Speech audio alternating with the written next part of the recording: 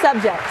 Dr. Carson, this week Morgan Stanley agreed to pay a $3.2 billion fine to state and federal authorities for contributing to the mortgage crisis.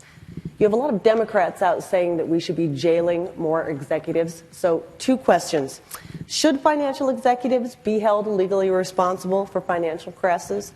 And do you think fines like these are an effective way to deter companies from future behavior like that? Well, first of all, please go to my website, bencarson.com, and read my immigration policy, okay, because it actually makes sense.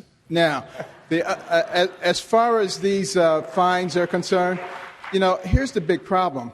We've got all these government regulators, and all they're doing is running around looking for people to fine.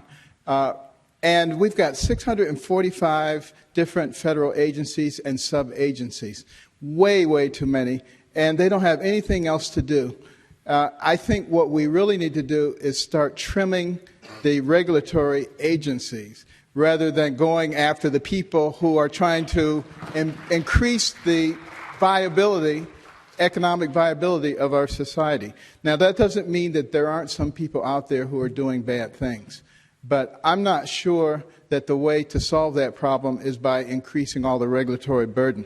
When you consider how much regulations cost us each year, $2 trillion per family, $24,000 per family. That happens to be the same level as the poverty level for a family of four. You want to get rid of poverty, get rid of all the regulations.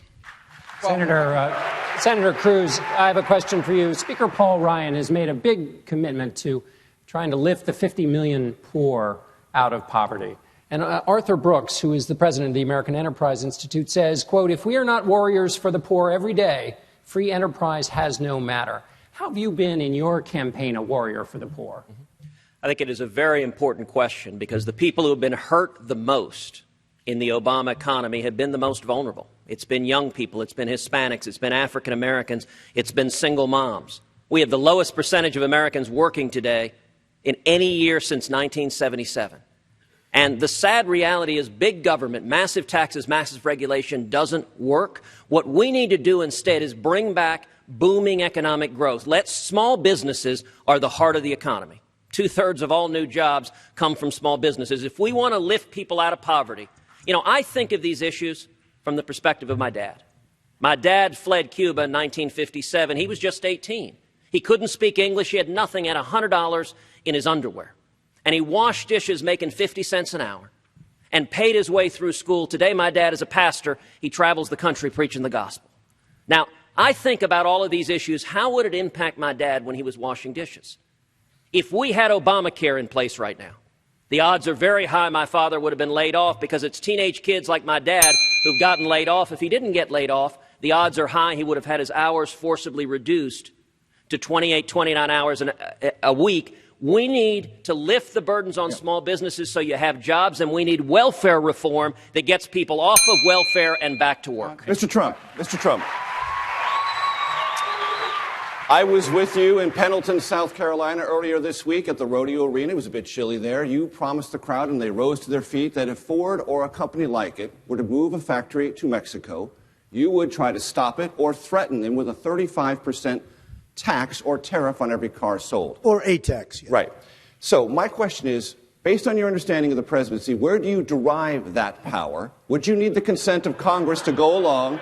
And do you see the presidency as a perch from which you can cajole and or threaten private industry to do something you think is better for the U.S. economy? I would build consensus with Congress, and Congress would agree with me. I'll give you an example. Because I don't like the idea of using executive orders like our president. It is a disaster what he's doing. I would build consensus, but consensus means you have to work hard. You have to cajole. You have to get them into the Oval Office and get them all together, and you have to make deals. Let me just tell you, I mentioned before, China, big Chinese company, bought the Chicago Exchange. Carrier's moving. And if you saw the people, because they have a video of the announcement that Carrier is moving to Mexico, okay? Well, I'll tell you what. I would go right now to Carrier, and I would say, I am going to work awfully hard. You're going to make air conditioners now in Mexico. You're going to get all of these 1,400 people that are being laid off. They're laid off. They were crying. It was a very sad situation. You're going to go to Mexico. You're going to make air conditioners in Mexico. You're going to put them across our border with no tax. I'm going to tell them right now, I am going to get consensus from Congress, and we're going to tax you when those air conditioners come. So stay where you are or build in the United States, because we are killing ourselves with trade pacts that are no good for us and no good for our workers. All right, Mr. Trump, thank you so much. We're going to take a break for a moment. We'll be back in a moment with the CBS News Republican debate.